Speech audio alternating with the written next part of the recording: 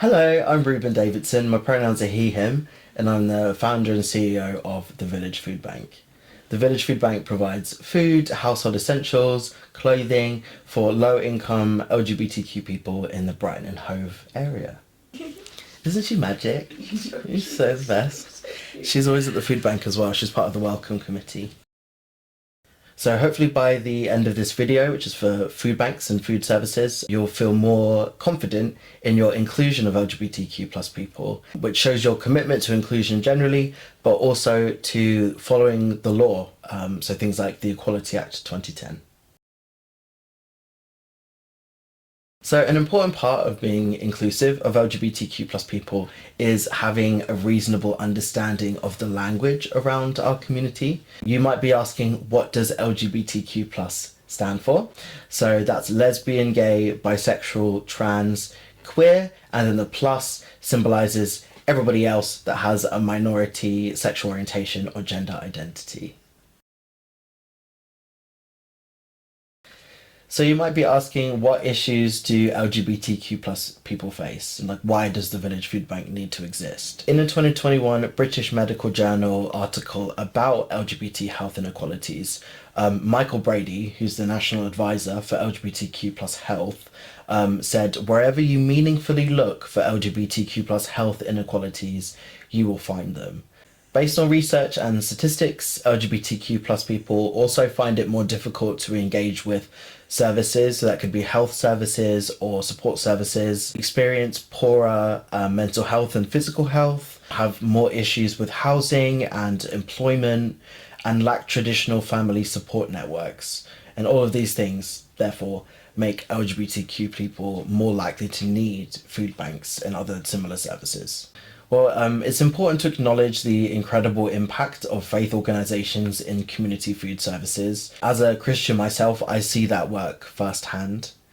That being said, it's also important to understand that many LGBTQ plus people might not feel comfortable in faith spaces. This could be because of previous experiences of exclusion from religion, and because unfortunately, not all, but some, faith groups might also hold anti-LGBTQ plus views. It's important to remember that these issues that LGBTQ plus people face is not because they are LGBTQ plus.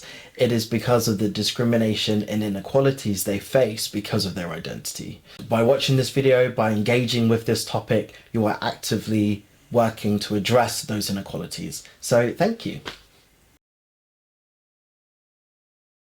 So some people feel a bit unsure about pronouns, which are generally he, she, or they. But it's really important that we try our best to get it right, because that's how we show trans and non-binary people, or really anyone, that we respect their lived experience of their identity and we address them in the correct way. It's really important that you respect what they're asking and you address them correctly. A good way to find out somebody's pronouns is to ask them directly. You can introduce yourself, like, my name's Reuben, my pronouns are he, him, and then they will likely respond with their pronouns as well. Or you can politely ask them in a setting where that's appropriate. Or even better is to have it on the registration document. So people tell you when they register with your service what their pronouns are, and then you can see that before you even meet them.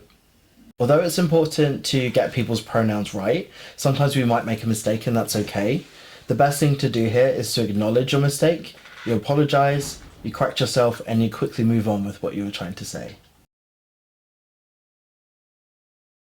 Language is really important, and it's also important that we don't make assumptions about the clients that we're working with, and that you gather information about your clients that is accurate. It's always important for clients to be able to answer prefer not to say to the questions, and that you only ask the questions if it's relevant. So it might feel maybe a bit uncomfortable or unusual to ask people what their sexual orientation or gender identity is, but if you frame it as, we ask all clients the same questions, this is to make sure that we're reaching people of all communities. That's a really good place to start. You don't need to ask them questions about whether they have a same-sex partner or anything about their history. Asking somebody about their pronouns if you're not sure is relevant, because you need to adjust them correctly. Something that we tried to do at the Village Food Bank is to create a welcoming environment. Maybe that's something that you want to do as well. Maybe put up a pride flag or two, or a sign that states that discrimination is not tolerated. Something on your website and registration form about inclusion would also be really helpful here. You are telling the client that you're inclusive even before they've walked through the door for the first time.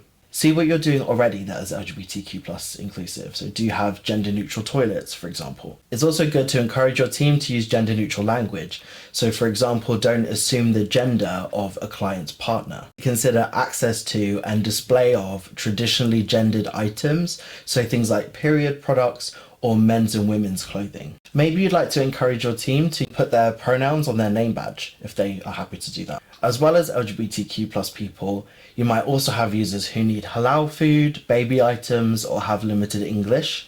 For example, all of these needs are important to consider. Having a diverse staff and volunteer team also helps to reflect your inclusive values to your users. Encourage volunteer collaboration and develop your service together to better serve your diverse client base. If you're looking to implement any of these ideas, remember that this is a work in progress and that there will be members of the team that are more confident than others, so try and take everybody on the journey together. Once you feel that everyone has a reasonable level of confidence, that's when you can share your commitment to LGBTQ+ inclusion with the public. If you have questions or you'd like more information about this subject, then there's some links down below in the description, or you can contact the Village Food Bank directly via our website, which is www.thevillagefoodbank.org. Thanks for watching.